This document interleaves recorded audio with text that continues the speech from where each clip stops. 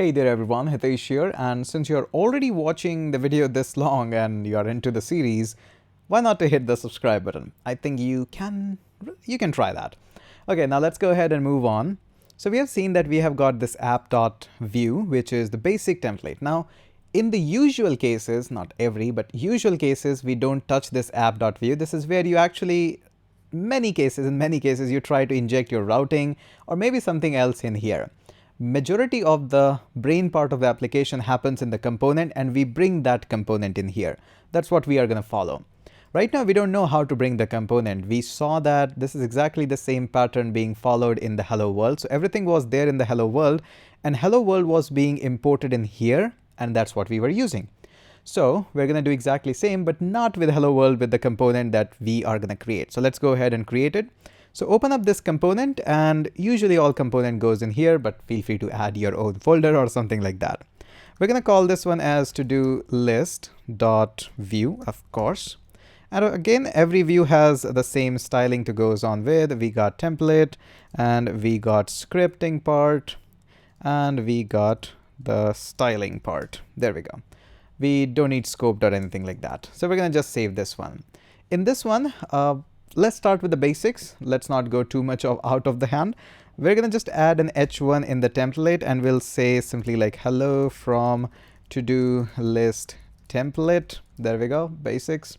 How do we import this template? Right up here. Now, first and foremost, what I would recommend you is, if you like to give the name to these templates, that's actually a good thing, and you should try that actually. So at least, if you don't want to do it for all of them, at least try to give it in the app and the reason for that is that we want to call it as app with a capital A, because main.js is actually expecting you to have it. Now, although we saw that even if we don't do it, the application actually works fine, and it will, because this is the liberty that Vue allows us, but it's good that at least give this one here. Coming back onto the point, how we can import this to-do list, and there is a specific pattern that you always have to follow. First and foremost, just make sure that you import it. Let's call it as to-do list, and that's going to be imported from components folder and to-do list, of course, .view. I don't think I need to write extension, but still I'm going to do it. Okay. Once we have this export default, there are a few properties that you have to mention. Notice we talked about it briefly earlier, that we have to mention the props, we have to mention the components and everything. So that's what exactly we'll be doing. We will be mentioning that there are some components that I'm bringing them up. So let's go ahead and mention that. In this case, I'm just adding one, which is to-do list, but that's not it. If you're going to just save this, this is going to give you error that, hey, that you are importing a to-do list, but you are not using it. So what's going on? How you want to fix that up? It's pretty easy. Just go ahead and use this. So copy this, and let's introduce an error here for momentarily. There we go. As soon as I save this, this is going to again give us an error that, hey, the template root requires exactly one element. You're passing many, which is again not a good thing. In order to resolve this error, let's cut this out and have a div and paste them inside. Basically, it's saying that I just need one component that you should be giving me. You are giving me multiple components. But now, since I wrapped them up inside a div, it says, hey, I'm all happy. You just gave me one thing. And we can see that we are having a hello from YouTube crash course, and we are having a hello from to-do list as well. So that's all what we are having. Now, one more thing I would like to mention here, that please go ahead and add CDN of Bootstrap and Font Awesome in your file. I will give you as an attachment these files, but make sure, I think if you're watching this crash course, I think you can actually do this. I'm using the CDN links of Bootstrap of 4.4.1 and a Font Awesome of 5.13.0 CSS, all minified. So I have already added them up. If you need exactly my files, they will be attached inside this lecture. So go ahead and download this. Depends where you're watching. If you're watching on YouTube, description section. If you're watching it on my website, just check the attachment and it will be there. Okay, so again, giving the point that even if you're watching the Vue.js course and you're having issues in adding the CDN links on the web page, I think you should be watching some different course, not the Vue. Okay. So this is all what we got, and now we know that how we can add all of this. Okay, great. So far, no issue that we got. Now, what we'll be doing is we have imported this one here. We will be writing entirety of the code in this to-do list even in more components, but we are not going to touch this app.view. This should be left alone. Usually in majority of the cases, you should be importing everything from some another template. That's a good coding practice, especially the guidelines of Vue. No hardships there. Okay, now let's go ahead and work a bit on here. So notice here, and again, this video is going to be a bit longer. So export default, what do you want to do? There are many things that we export from here: components, methods, props, bunch of other as well. One common thing is data.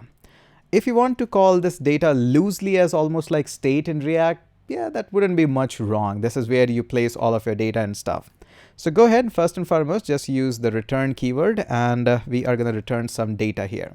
What is the data? I do have a data which we are going to call this one as to-dos, which is going to be an array of objects. This object is going to have more properties. Usually to-dos are having multiple properties. I'm going to call this one as to-do string because that's the one it's going to have.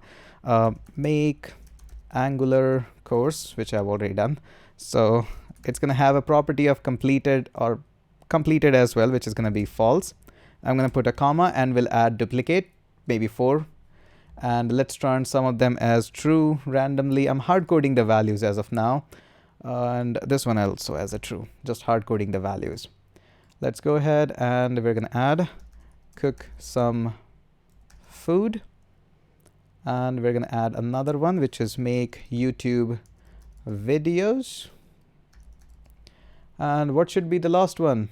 Maybe publish these videos.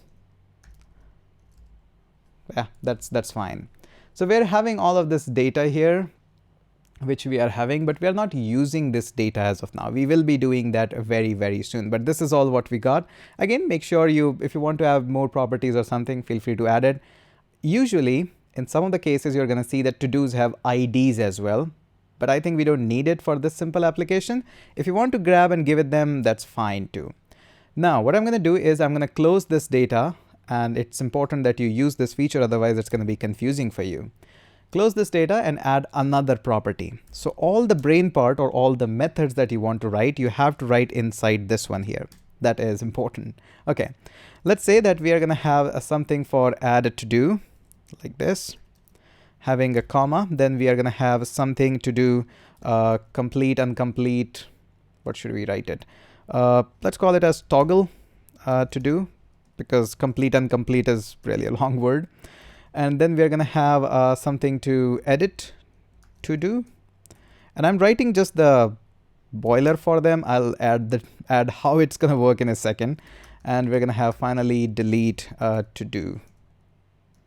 There we go. Now let's think about it, how this is going to work. First and foremost, how I'm going to add a new to do? I need a new to do information. Once I have this new to do information, the way how we have architectured the application is we don't actually pass on the entire object that should I mark this as checked, unchecked by default. I just have a form and hit enter. So by default, everything is going to be empty and I'm just grabbing a string from it. So inside this, I'm going to say, I want you to go inside to do's. So I'll just add a push method to it. That's it. And if I would be grabbing the entirety of the object, I would be just saying here new to do's and that's it. That's all what I have to do. But I have to manually create an object here. So the two properties that we are having in this data, the first one is to do string. Okay, I just want one to do string. Come on, not that. Copy that. And I'm going to add this one to do string. That to do string will be updated by this new to do. And another property that we have is completed. By default, it's hard coded as false, but user will be allowed to toggle that. So new to do is simple. How this toggle to do is going to work? First and foremost, just pass me on the entire to do. This time, an entire object is being passed to me because it is already having the property of false and true and complete and not. So this will give me all the things. Since I just want to toggle this true and false, all I can do is I can come here. I can kind of destructure it. Not exactly restructure is the word.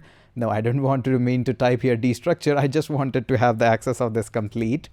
And I want to just toggle this off. So this is how we do the toggling. Completed. There we go. This one was pretty simple. How you're going to edit the to-do. In order to edit the to-do, you need the existing to-do. And also you need the new string that is going to be given to you. So we're going to say new to-do string. That's given to me. Okay. How we're going to edit this?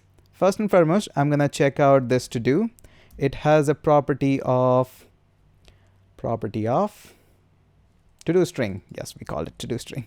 It has a property of to-do string that's going to be updated with new to-do string.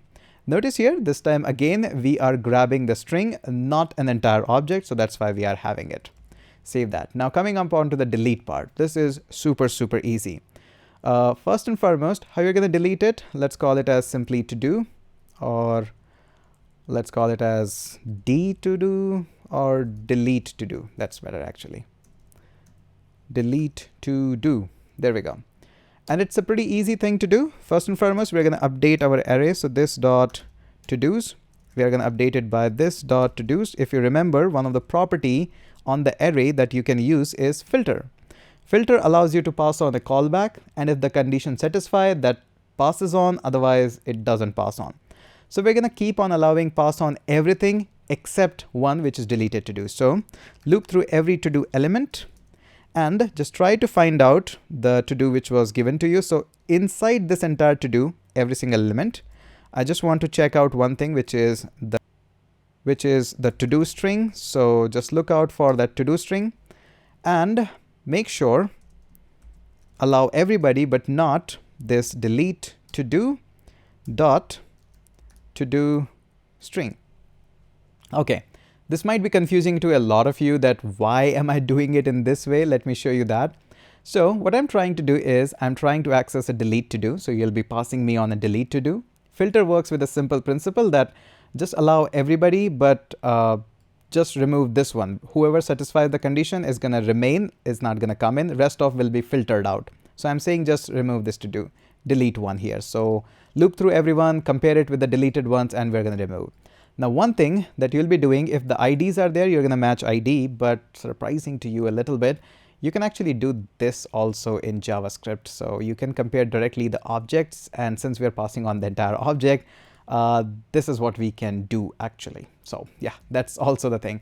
But again, it would be better if I compare the IDs, if I do have an access of ID. So to-do.id, delete to-do.id, which is a safer way of doing it. Here, there are some gotchas that can happen, but let's just say we are calling it as a day off, that yes, this is all what we are doing, not going in too much of depth.